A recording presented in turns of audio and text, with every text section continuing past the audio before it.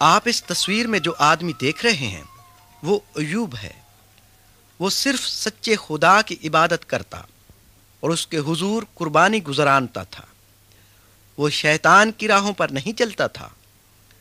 خدا نے شیطان سے کہا کہ وہ ایوب سے بہت خوش ہے، اور خدا نے ایوب کو بہت مالدار بنایا۔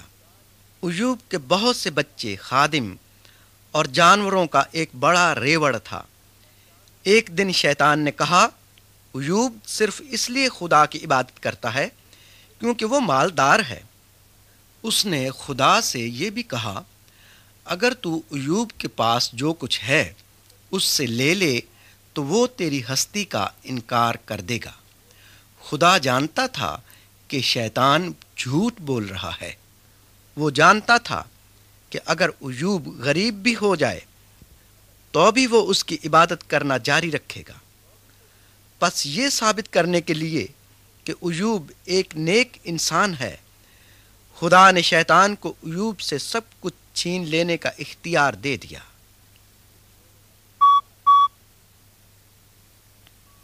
تصویر نمبر 10، ایوب کا ماتم کرنا۔ ایک روز ایوب کے ملازم اس کے پاس بڑی ہولناک خبریں لے کر دوڑے آئے۔ آپ کے دشمن زبردستی آپ کے بیل اور گدھے لے گئے۔ نہ صرف یہ بلکہ آپ کے تمام نوکروں کو بھی ہلاک کر دیا۔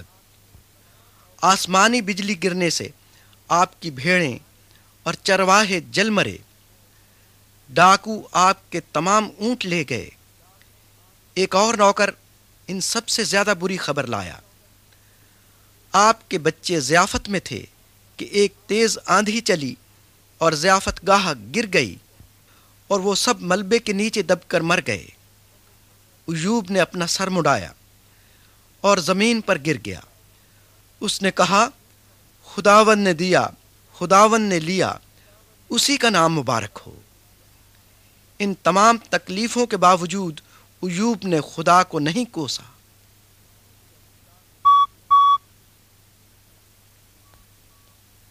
تصویر نمبر 11، ایوب کا غم۔ شیطان نے خدا سے کہا، اگر تو اس کے بدن کو تکلیف دے گا تو وہ تیرا انکار کر دے گا۔ چنانچہ خدا نے شیطان کو پھر سے ایوب کو آزمانے کی اجازت دے دی۔ پس شیطان نے ایوب کو ایک ہولناک جلدی بیماری میں مبتلا کر دیا۔ ایوب کی بیوی نے کہا، تو خدا کا انکار کر کے مر کیوں نہیں جاتا؟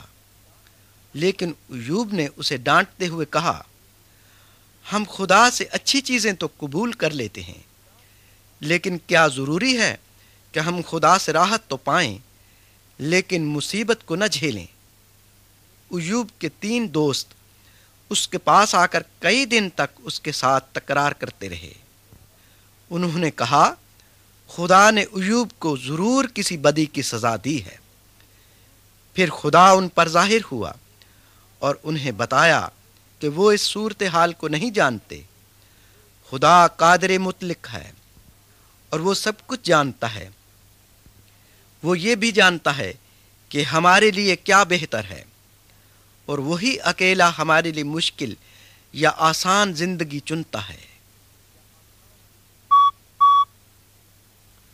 تصویر نمبر 12، ایوب کی بحالی۔ جب ایوب نے خدا کی عظمت پر غور کیا تو وہ شرمسار ہوا کہ اس نے خدا پر کیوں شک کیا۔ ایوب نے اپنے رفیقوں کے حق میں دعا کی کیونکہ وہ خدا کے طریقوں کو سمجھنے سے قاصر تھے۔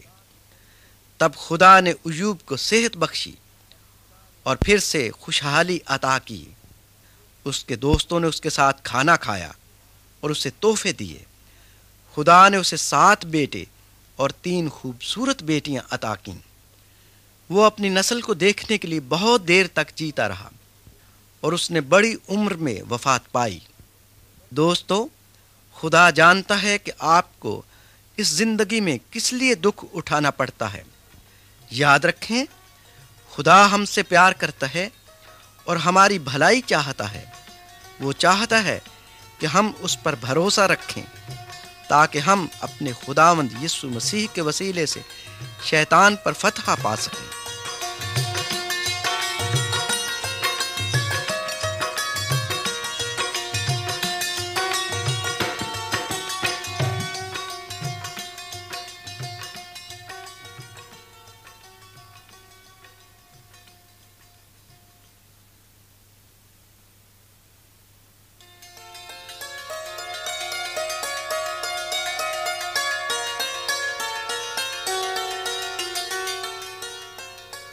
دوستو، آئیے اب ہم آپ کو ابراہیم نامی ایک شخص کے بارے بتاتے ہیں۔ اس کی فرما برداری کی وجہ سے خدا نے اسے بہت ساری قوموں کا باپ بنایا اور اس کے ذریعے ہمیں بڑی برکت ملی۔ اس اشارے یا میوزک کے بعد اگلی تصویر دیکھیں۔ آئیے اب ہم شروع کریں۔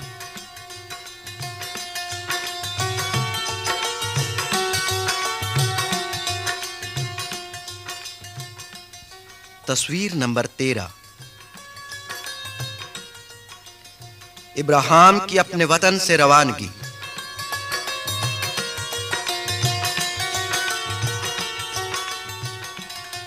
ایک دن خدا ابراہیم سے یوں مخاطب ہوا، تو اپنے وطن اور اپنے گھر سے روانہ ہو کر اس سرزمین میں چل جو میں تجھے دکھاؤں گا۔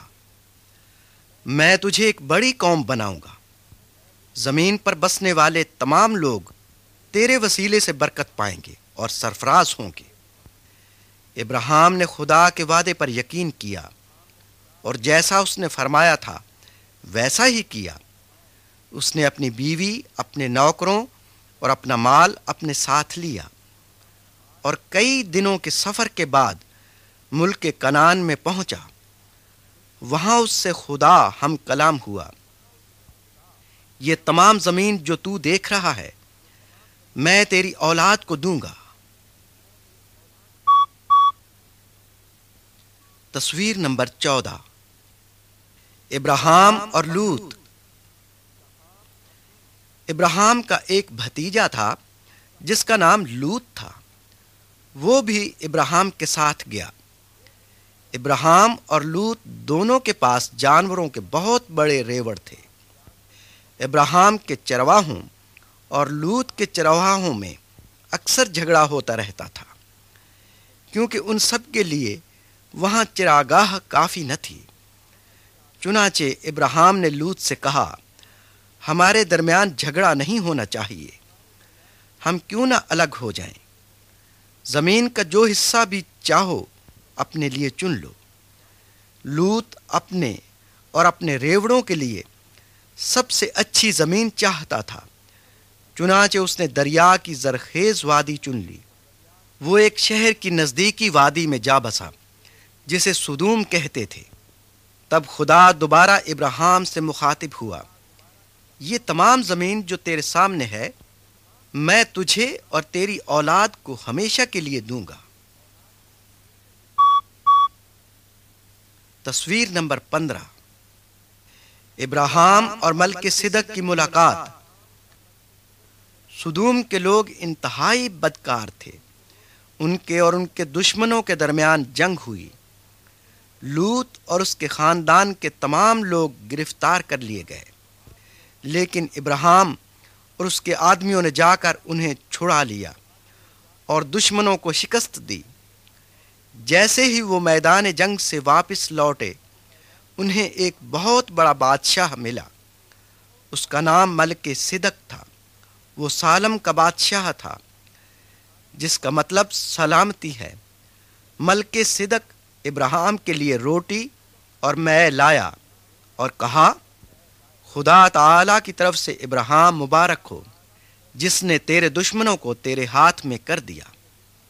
ابراہیم نے سلامتی کے بادشاہ کو تحفے دیے۔ سدوم کا بادشاہ شریر تھا، اس لیے ابراہیم نے اسے کوئی عزت نہ دی۔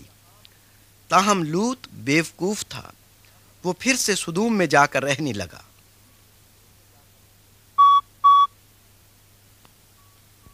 تصویر نمبر 16۔ ابراہیم کی اولاد ستاروں سے زائد۔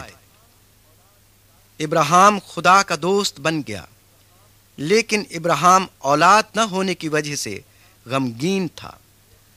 تب خدا ابراہیم کو باہر لے گیا اور کہا،